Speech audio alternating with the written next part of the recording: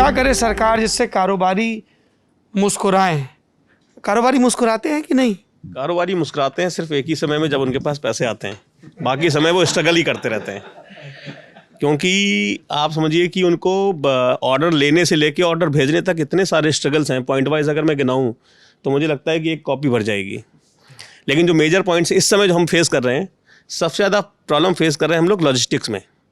Containers की इतनी सारी समस्याएं हैं कि हम लोग अपनी कैपेसिटी से कम काम कर पा रहे हैं, जो कि प्रॉफिटेबल नहीं है। थोड़ा खोल के बताइए, मेरे जैसे भी बहुत सारे लोग होंगे ना जिनको समझ में नहीं आता। अभी इस समय समस्या, आज की डेट में सबसे बड़ी समस्या, कंटेनर की समस्या क्या है? कंटेनर की समस्या ये है कि हमारे पास गुड्स तैयार है, हाँ। हमारा माल तैयार है बाहर भेजने के लिए, लेकिन हमको उसको जो भेजते हैं सर शिप के थ्रू, उसमें कंटेनर में पैसे भरते हैं।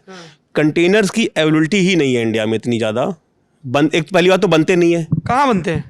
मैक्सिमम चाइना बनते हैं। इंडिया में कंटेनर बनाने की कोई फैक्ट्री नहीं है? नहीं है। और शिपिंग लाइन ये कोरोना काल में है। दुनिया में जो शिपिंग लाइंस है ना, जो शिप चलाती है, हाँ, वो बड़ी लिमिटेड है, 7 से 8 कंपनियां हैं। शिपिंग लाइन का कोरोना काल में छोटी छोटी जो शिपिंग कंपनी थी वो बंद हो गई। शिपिंग लाइन ने या तो खरीद लिया या वो बैंकरप्ट हो गई। तो छोटी शिपिंग लाइन बंद होने से हम लोगों के बिजनेस में इफेक्ट ये हुआ कि हमें कंटेनर आसानी से नहीं मिलते हैं। हमने लाइन लगाई हुई है, एक महीने की वेटिंग चल रही है, प्लस कॉस्ट बहुत बढ़ गई है। जो शिपिंग कॉस्ट आज से 1 साल पहले 1 लाख रुपए थी, वो आज की डेट में 1.5 लाख रुपए हो गई। क्यों बढ़ गई? बढ़ इसलिए गई है क्योंकि अवेलेबिलिटी कम है, तो वो सप्लाई एंड डिमांड का कॉन्सेप्ट है, तो वो एक तो नहीं मिल रही है। सरकार, प्राइवेट प्लेयर इसमें नहीं आ रहा कि यार इंडिया को इतने कंटेनर्स की जरूरत है, इंडिया में कंटेनर नहीं तो चलो कंटेनर ही बनाते हैं। सर ये इतना बड़ा बिजनेस है कि इसमें छोटे मोटे लोग हाथ ही नहीं डाल सकते। हाँ।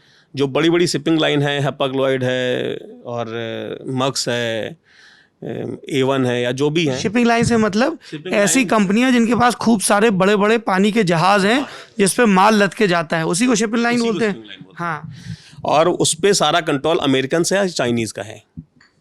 इंडिया की कोई शिपिंग लाइन, एक शिपिंग लाइन इंडिया की नहीं है कोई भी ऐसी बड़ी, जो बड़ी हो, जो शिपिंग हम लोगों का गुड्स जो हम एक्सपोर्ट कर रहे हैं उसमें मदद करे। हमारा अभी थोड़ा सा ही प्लस हुआ एक्सपोर्ट, और उसी में हम लोग अपना इंफ्रास्ट्रक्चर हमने अपना लूज़ कर दिया। आप JNPT है, कांडला है, इन सब में इतना ज़्यादा रश रहता है कि इतनी ज़्यादा वेटिंग होती है। ये सब पोर्ट के नाम हैं, JNPT और कांडला। तो वहाँ पे, और उसमें हम लोगों का नुकसान ये होता है कि अगर हमने गुड्स नहीं भेजा तो वो हमसे इतनी तरह के चार्ज ले लेते हैं। डैमरेज चार्ज ले लेंगे, आपने यहाँ पे रखा है ग्राउंड रेंट ले लेंगे, तो इस तरह के चार्जेस ले लेंगे, जो तो आपकी प्रोडक्शन कॉस्ट बढ़ गई। प्रोडक्शन कॉस्ट बढ़ गई, और उसमें किसी तरह की कोई सुनवाई नहीं है। गवर्नमेंट भी उसमें कोई भी किसी तरह की कोई मदद नहीं करती है कि आपने जैसे मान लीजिए कोई गुड्स मंगाया कहीं से, या आप एक्सपोर्ट कर रहे हैं, हमने यहाँ से भर के कंटेनर भेज दिया, लेकिन शिप लेट हो गई कोलंबो में, या किसी वजह से वो बर्थिंग लेट, मतलब कि शिप लेट आ रही है, तो जहाज फंस गया। हाँ, पायरेट्स आ गए, 10,000 चीजें। अब उसकी वजह से क्या होता है कि हमारा कंटेनर रेडी है, हमने भेज दिया यहाँ से, मुंद्रा पोर्ट भेज दिया, लेकिन वो जब एक्सपोर्ट नहीं होगा तो वहाँ पर रखने का किराया हमसे ले लेंगे, वो पर डे के हिसाब से लेते हैं। उन सब चीज़ों की कोई सुनवाई नहीं। इस तरह के निपट देसी वीडियो सिर्फ और सिर्फ मिलेंगे लल्लन टॉप यूपी पर। सब्सक्राइब करें।